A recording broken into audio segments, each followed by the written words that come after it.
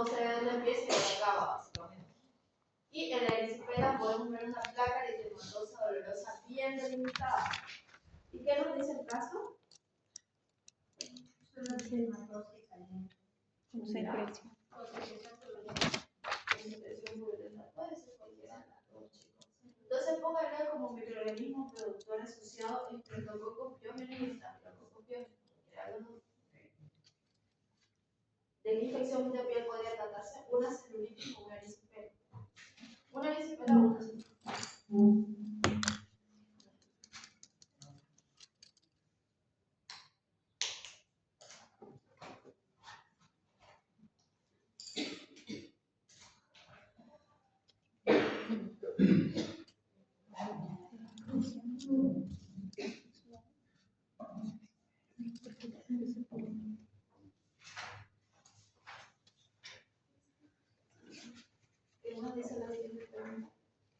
¿Qué tipo de infección de piel podría tratarse?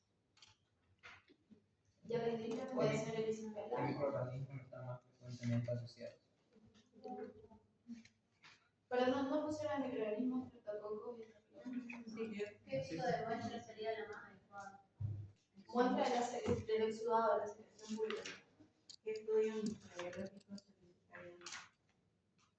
Cultivo biológico. Acelera.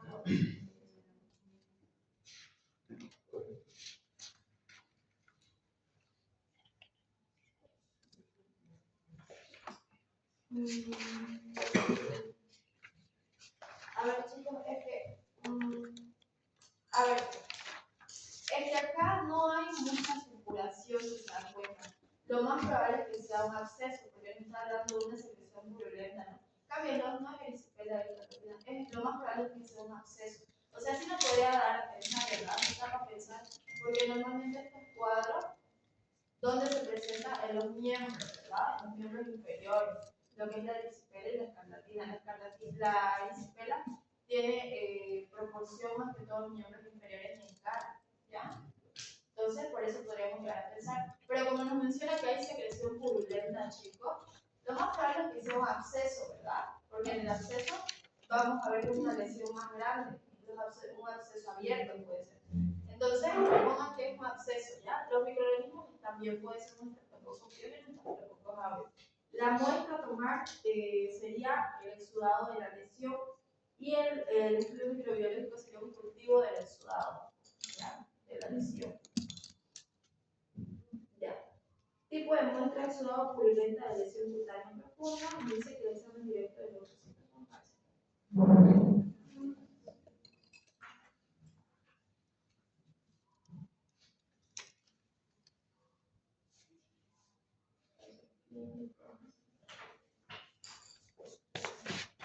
Ya, tipo de muestra exudado purulento de lesión cutánea profunda. Examen leucocitos más de 100 por campo, es decir, elevado los leucocitos en la función de gramos, pocos gramos positivos en racimo.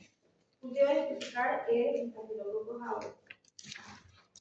El tipo de muestra corresponde a adecuada para el diagnóstico, inadecuada, contaminada. ¿Qué dicen, chicos?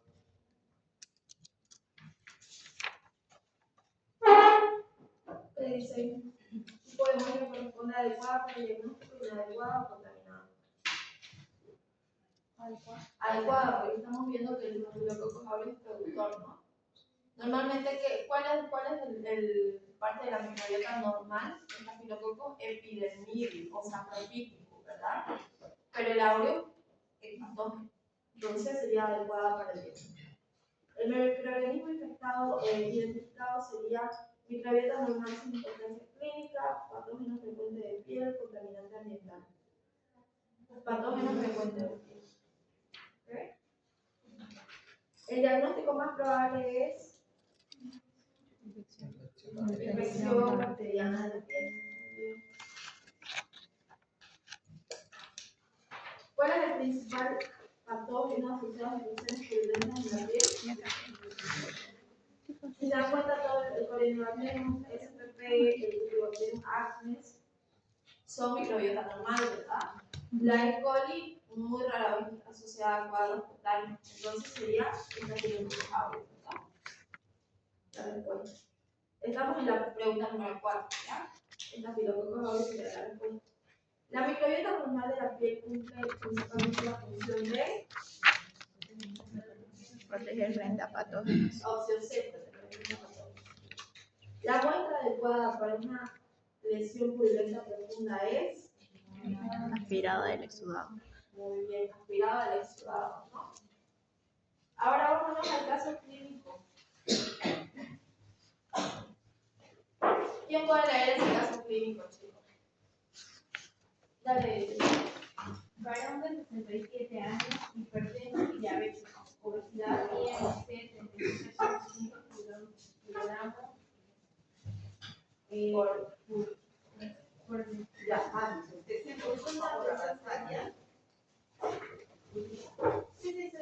consulta en la atención primaria con fiebre de 38,5 grados, calor frío y malestar general con una lesión en la extremidad inferior derecha que apareció hace 36 horas. La lesión es eritematosa, edematosa, dolorosa, brillante, sobrelevada y presenta bordes bien definidos. No requiere traumatismo o picaduras previas. Hemograma de leucocitos de Purkinje, leucocitos por milímetro cúbico, no se realizó cultivo debido a la naturaleza superficial de la lesión. Sin embargo, el diagnóstico clínico fue consistente. Se inicia el tratamiento endovenoso con ceftriaxona a las 48 horas, presentó disminución del edema y reducción de la fiebre. Fue dado de alta con tratamiento ambulatorio con la amoxicilina por 10 días. Ya. Clínica. ¿Qué clínica presenta el paciente? Principalmente lesión eritematosa, edematosa, Pero no lo dolorosa. diga, pues usted tiene que decir ellos y pregunte A ver, uno por uno. No, recién entrados. Diego, ¿Sí? decime los signos clínicos que vean en este caso. O síntomas, ¿sí? Presenta fiebre, ¿Ya? lesión eritematosa, Ya. edematosa, dolorosa, y que la lesión presenta bordes bien detenidos. Ok. Yuri, ¿cómo está el hemograma del paciente? ¿Qué es lo más importante de ese hemograma?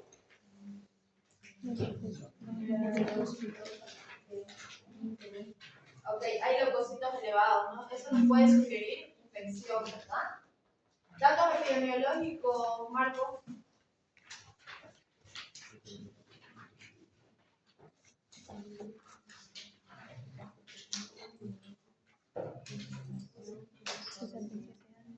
Otra persona. Mira, Ya, edad 67 años, es hipertenso, diabético y es obeso. ya, varón, ¿no? No Sí. nos olvidemos que es un varón de 67 años que tiene antecedentes de hipertensión arterial, diabetes y obesidad, ¿no? Muy bien. Esos serían los datos epidemiológicos, ¿no? Luego tenemos el diagnóstico diferencial. ¿De qué lo podemos diferenciar en este cuadro? ¿Qué cuadros similares podemos, en donde pueda presentarse una lesión eritematosa, edematosa a nivel de los miembros? Celulitis. Muy bien, celulitis, o en este caso pondríamos el diagnóstico diferencial celulitis, ¿no? Pero ¿por qué lo podemos diferenciar del otro cuadro? Porque es el más probable que sea, ¿no? A ver, ¿quién me puede dar el diagnóstico, Camila? Por los bordes, ¿Ya? están, en este caso, están bien definidos. Entonces, ¿el diagnóstico cuál sería? Erisipela, muy bien. Estamos haciendo el diagnóstico diferencial de celulitis, ¿no? Por la característica de que tienen bordes bien delimitados esta lesión, ¿no? Eso nos menciona en la historia clínica. Entonces, nosotros vamos a dar un diagnóstico final de erisipela. Muy bien. Ahora, ¿dónde, a nivel de qué tejido o qué capa se encontraba la erisipela afectando principalmente? El ADN, ¿no? ¿Y la celulitis? Subcutáneo. Tejido celular subcutáneo. Muy bien. Y en este caso, ¿qué microorganismo principalmente lo va a producir la erisipela? Del grupo A, del Lansfield, ¿no? El streptococo. Muy bien. Nos dice, ¿qué características diferencian a la erisipela de la celulitis? A. Bordes difusos. B. Lesión sobrelevada con bordes bien definidos. C. Presencia de necrosis cutánea. A ver, ¿quién me responde este cielo?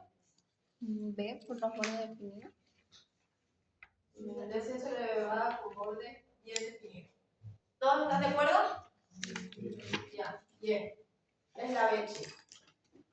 Ahora, la siguiente pregunta nos dice, ¿en qué lugares del organismo humano se localizan estas lesiones principalmente? ¿Dónde dijimos? En extremidades inferiores y ¿dónde más? En el rostro. Muy bien.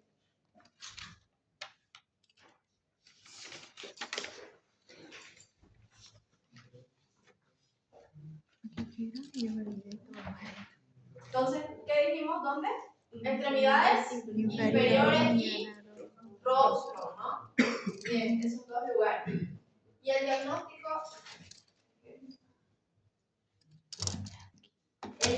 es generalmente, ¿cómo se hace el diagnóstico? ¿Será que nosotros de una erisipela podemos hacer un cultivo? No. No, ¿por qué? Porque es una lesión superficial, ¿verdad? No podemos hacer un cultivo, no hay secreción purulenta a la vista. Entonces, por eso nuestro diagnóstico principalmente, ¿cómo se va a hacer?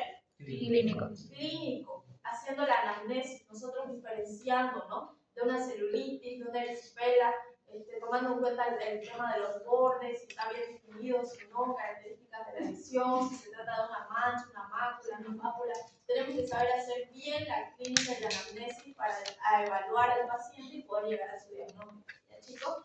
El diagnóstico es 50% es la clínica, chicos. Si ustedes hacen una buena clínica, ya tienen incluso más del 50% en muchos casos, porque hay enfermedades que tienen características muy específicas, ¿no? Entonces es clínico. Ahora vamos a ver un poco de definiciones, ¿no? ¿Cuál es la definición de piel eritematosa? Enrojecimiento de la piel anormal, ¿no? ¿Por qué se debe principalmente, chicos? Por un aumento del flujo sanguíneo. Recordemos bien, en patología avanzamos inflamación, ¿no? Vemos que hay 4 puntos de la inflamación. ¿Quién se lo sabe? Calor, rubor, humor, dolor, ¿verdad? ¿Por qué se produce el calor y el rubor, chicos? Porque como hay inflamación, ¿qué produce la inflamación a nivel de los vasos sanguíneos? Dilatación, ¿no? Por todo el proceso de citoquinas y la reacción inflamatoria hay dilatación de los vasos. Eso va a provocar que haya mayor flujo de sangre.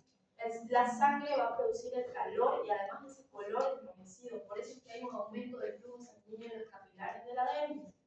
¿Ya? Y de esa forma se observa la piel enrojecida o eritematosa. ¿Qué es el edema sin fobia, chicos?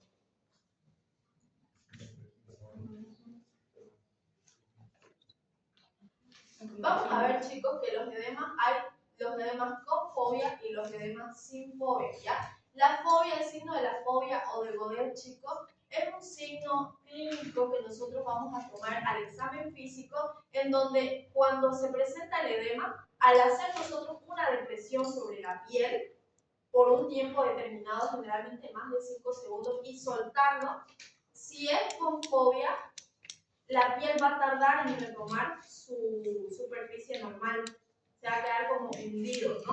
Ahora, de estos edemas con fobia hay grados, grado 1, grado 2, grado 3, grado 4, depende el tiempo que tarda en restablecerse la superficie cutánea, ¿no? Pero en este caso estamos hablando de un edema sin fobia, chicos. En esta va a haber acumulación de líquidos en tejidos blandos que no dejan una depresión al presionar con el dedo. ¿Qué quiere decir esto? Este edema, chicos, va a ser un edema principalmente de extravasación del líquido tisular, ¿no? Perdón, de líquido hacia el intersticio. Va a haber una extravasación del líquido vascular hacia el intersticio precisamente por la inflamación, ¿no? A ver, dígame lo que es edema con fobia. Acumulación de líquido en el intersticial. ¿Qué es fobia? Bueno, ¿Qué es?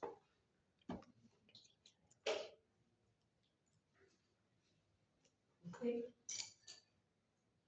¿Entendió? No. ¿No? Bueno, llega a entender que cuando está en lo que es llamado lo que es el edema, cuando uno presiona queda lo que es una impresión, una marca. ¿Ustedes nunca han visto una pierna hinchada? ¿Un brazo hinchado? Y el médico hace así. Y si se queda ahí marcado, eso es súper. Y si no queda marcado, no hay. Eso es. ¿Sí lo ha explicado? Es que hay que estar atentos. Gracias. Acá nos menciona, chicos, que bueno, ya. ¿Y qué es el IMC? Índice de masa corporal. Índice de masa corporal. A ver, ¿cuánto debe ser el IMC? Normalmente. El IMC normal, chicos. De 19 a 25.5, ¿no? Varía ¿Cómo se según la saca el categoría. IMC? A ver, usted niña.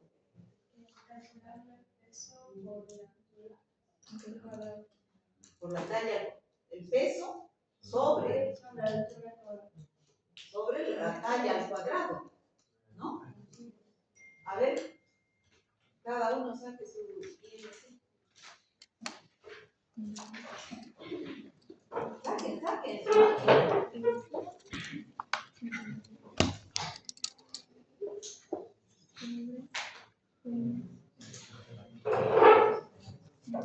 Uno, dos, ¿ya está? ¿Ya sacaron su IMC, chicos? A ver, ¿usted cuánto es su IMC, joven? 25. 25, está en el límite. A ver, parece.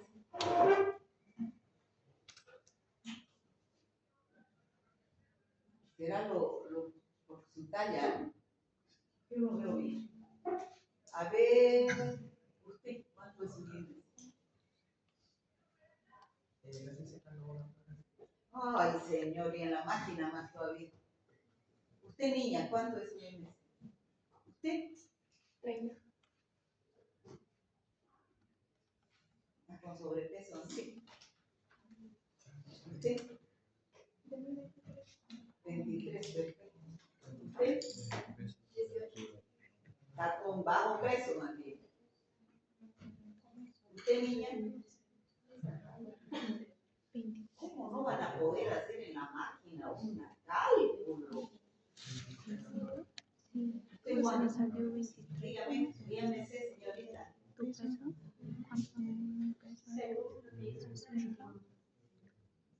¿Tu talla? Aquí está con sobrepeso.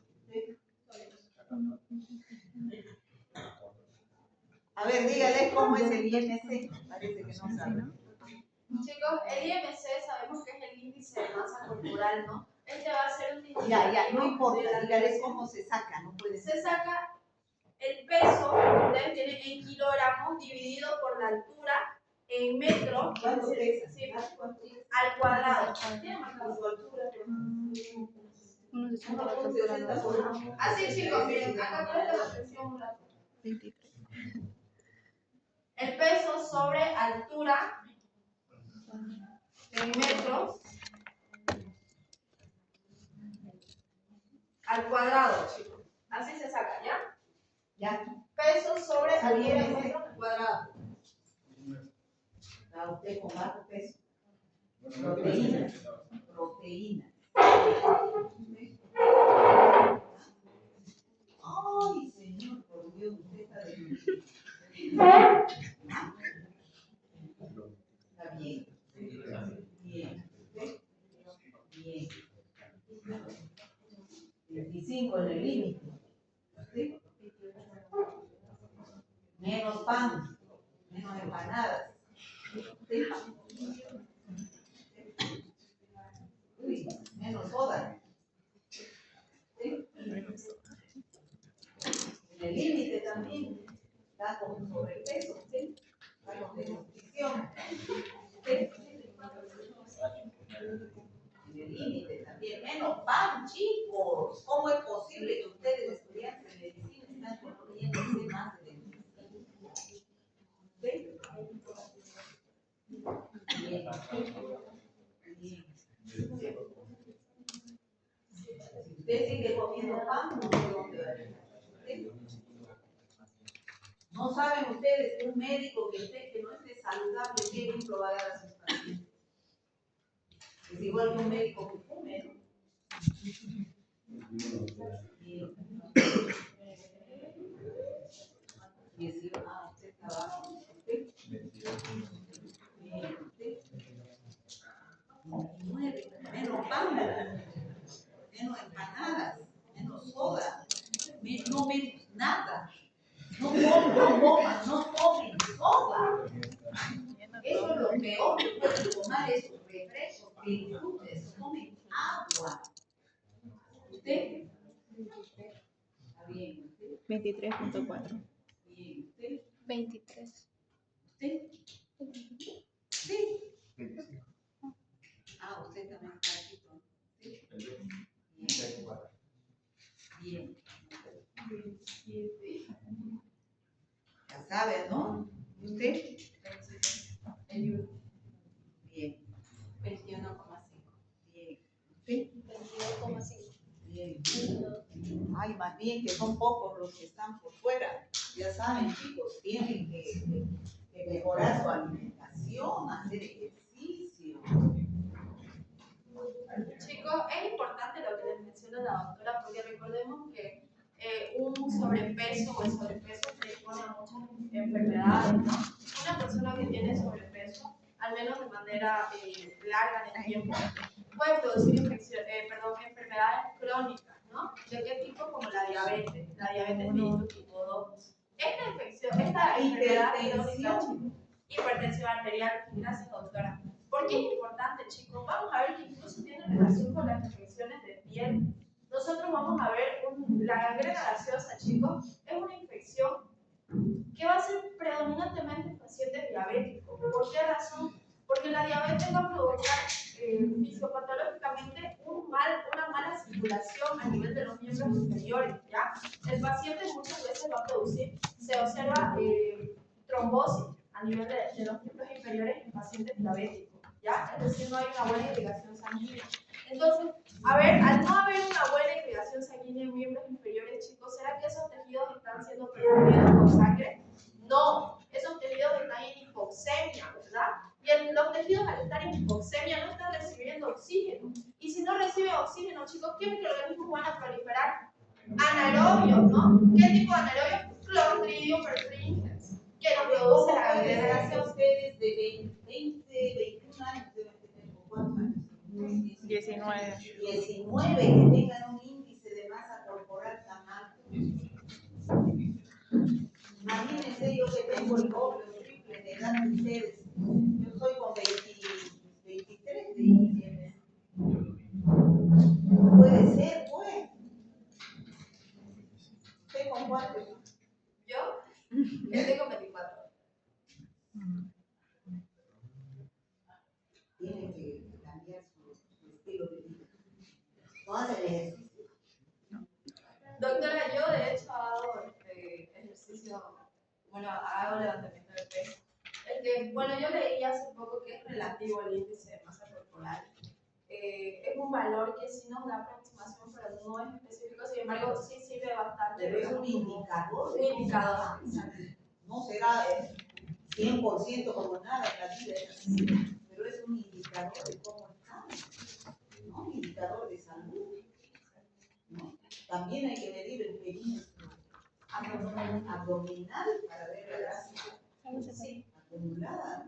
También es relativo, doctora, porque lo que yo he visto es que, por ejemplo, en personas con mucha masa corporal, el IMC igual, mucha masa muscular, quiero decir, igual les da un IMC alto. Porque el músculo pesa. El músculo es pesado, exactamente. Entonces hay que tomar en cuenta esas variantes igual. Yo voy al gimnasio. O sea, para mí eso es salud, ¿no? Aunque no tengo tiempo, pero me doy el más mínimo tiempo para poder. Hay que meter esa cultura en la cabeza. Ejercicio, buena alimentación, nada de estrés, estudiar todos los días para que el último día no esté yo estresándome haciendo mal mis exámenes, ¿no? Ya, vamos. Gracias. Bueno chicos, como les decía, el tema de la gangrena gaseosa, ¿no? Si se dan cuenta, la persona que tiene un IMC alto va a tener predisposición a desarrollar una gangrena gaseosa por la diabetes mellitus, ¿no? Ahora vemos que la erisipela nos dice que es una infección cutánea causada por el estreptococcus piógeno, ¿ya? Es uno de los cuadros supurativos. No, perdón. Es uno de los cuadros cutáneos que los producen el estreptococcus piógeno, ¿ok? ¿Qué afecta principalmente a la dermis y al sistema linfático, chicos? Acá, por el hecho de que afecta al sistema linfático, es que va a producir un edema sin fobia, ¿ya? Nosotros al hacer la presión, al tomar el signo de Godel, va a haber inflamación, va a haber edema. No quiere decir que no va a haber edema, va a haber edema en nuestra paciente con erisipela. Pero ¿qué va a suceder? Que al nosotros tomar el signo de la fobia no va a salir positivo, porque es una alteración a nivel del sistema linfático, ¿ok? La incidencia varía entre 10 a 100 casos por cada 100.000 habitantes en el año. Con aumento notable en las extremidades inferiores, un 85% de los casos. Es más común que se produzca a nivel de las extremidades inferiores, en comparación con la localización facial tradicional. Nos dice que ha aumentado la predisposición a que se produzca el cuadro a nivel de los miembros inferiores, ¿no? Los factores predisponentes están la edad avanzada, la diabetes mellitus, para que vean, no solo la gangrena gaseosa, sino también una erisipela puede ser concomitante a una enfermedad crónica como es la diabetes mellitus, ¿no? Obesidad, condiciones que comprometen la integridad cutánea. Es importante el diagnóstico temprano y la identificación de factores predisponentes crucial para mejorar la atención de las poblaciones vulnerables. Entonces ya saben, con recomendación de la doctora, empecemos a hacer más actividad física, mejoremos nuestro IMC, ¿no? Por salud, para no tener erisipela. Acá uno de los conceptos, chicos, que quiero que sepan es que cuando hay una gangrena gaseosa, chicos, los miembros inferiores van a producir un signo característico, ¿ya? Primero la coloración. La coloración del miembro inferior, en caso de haber una gangrena gaseosa, se va a tornar de color oscuro, como café más o menos, ¿ya? Luego empieza la necrosis, pero primero se torna de ese color. Y hay crepitación. ¿Qué son las crepitaciones, chicos? ¿Alguien sabe? ¿Han escuchado el crujido alguna vez de cuando agarras una hoja y la... háganse así en su pelo? Así, háganse. ¿Escuchan eso? Aquí, cerca del oído. Y escúchenlo. ¿Escuchan eso? Esas son las crepitaciones, chicos. Las crepitaciones se van a producir cuando nosotros empecemos a palpar el miembro inferior de la persona que no presenta esta infección. Se van a escuchar esas crepitaciones, chicos.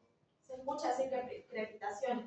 Nos dice que es un sonido similar a un crujido al palpar una zona del cuerpo, como si fueran burbujas o gas debajo de la piel, ¿ya? Esto también es un signo de enfisema secundario, pero principalmente el de gangrena gaseosa, ¿no? Traumatismo es un daño o lesión de los tejidos con un cuerpo o fuerza externa. La secreción fétida es algo que se produce en el olor fétido de gangrena gaseosa del chico. Es un líquido que sale de una herida o zona afectada con mal olor, ¿ya? Y la hipotensión es una tensión arterial normalmente baja, ¿ya? ¿Por qué va a haber hipotensión, chicos? Porque las infecciones que van a producir inflamación, la inflamación que va a producir a su vez vasodilatación, y eso hace que la presión arterial caiga, ¿no? Se produce sepsis y luego el shock séptico. ¿Qué es el shock? ¿Definición de shock? Ok, ¿qué produce principalmente? Hipoxemia, hipoperfusión tisular, debido a que hay una caída de la presión arterial. Muy bien. Ya, vamos a directamente al cuestionario. ¿Ahí empieza? No creo que no. Sí. ¿Cuál es el agente biológico más común de las infecciones de piel y partes blandas, chicos? Aureus. Podría ser el estreptococcus pyogenes, pero el pyogenes, recordemos bien de cuál es su principal cuadro. Faringitis estreptocócica, ¿no?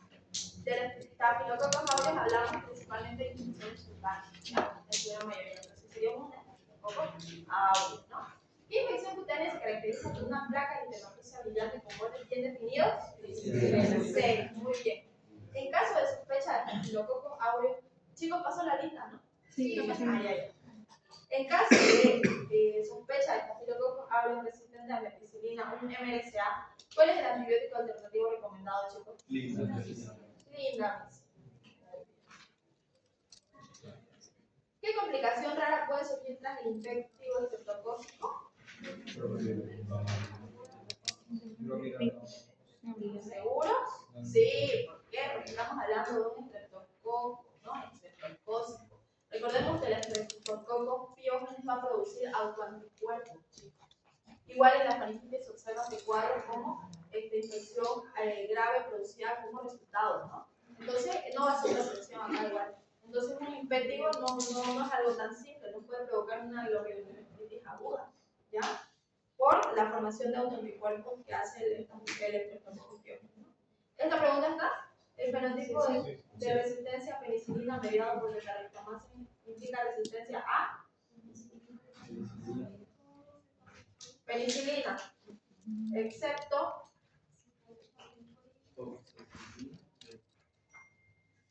¿cuál es? El fenotipo de resistencia a la penicilina. Cefalosporina, cefalecina. Cefalolina y cefalolina. En excepto que hay que poner, no entendí. ¿Cómo? En excepto. ¿Cómo? Excepto que, o sea, el fenotipo de resistencia a penicilina mediado por beta-lactamasa. ¿Resistencia a qué? Excepto a cepas de quinta, ¿verdad? ¿Cuáles son las cepas de quinta? Cefalolina, cefalolina. ¿Qué tipo de infección cutánea se asocia a Pseudomonas aeruginosa y se presenta como una úlcera con costra negra? Ectima gangrenoso. ¿Ya? Típico de pacientes quemados. ¿Ya? Como médico, ¿qué prueba debe ir al laboratorio para saber si un estafilococcus aureus productor de beta-lactamasa?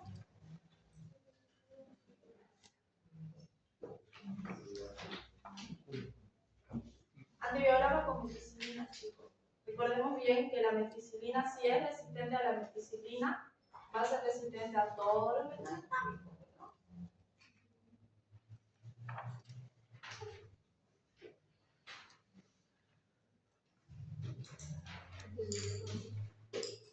Con meticilina. Prueba de meticilina.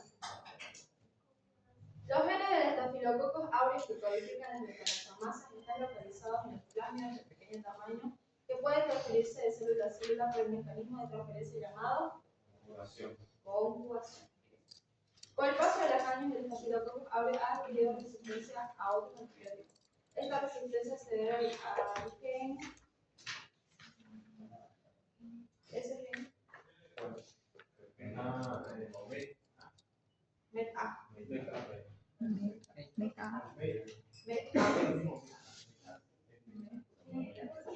Sí, antibiograma con meticilina. Ya. ¿Qué significa MRSA?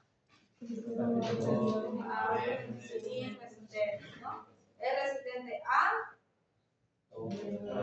Todos los beta-lactámicos. excepto cepas de quinta.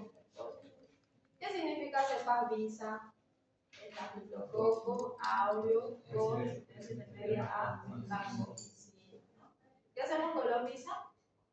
Aumentamos la concentración. ¿O no? ¿No se le da colitis?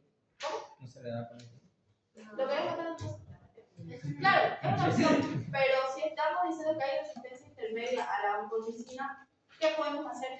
Aumentar la dosis, porque ya la SIM normalmente que le dábamos una dosis menor no le va a hacer efecto. Entonces, ¿qué hacemos? Aumentamos la dosis. No irte directamente al colistín. Si podés utilizar la vancomicina y aumentar la dosis, está bien. Ya si no te hace efecto eso, te vas a morir. ¿Ya? Y aquí cambia. Primero tenemos, en el 1950 teníamos Staphylococcus aureus resistentes a penicilina. Luego se volvió MRSA a todos los metales. Luego se volvió resistente intermediamente a la vancomicina. Y ahora lo que tenemos son las quizas, que ya son resistentes totalmente a vancomicina. ¿Qué le podemos dar? Colitis. Y no hay más. ¿Sí? Eso, chicos, eso es todo. Ahora les voy a llamar lista. Si quieren, puedo hacer un Zoom pasando este tema. Pero Después de pasar.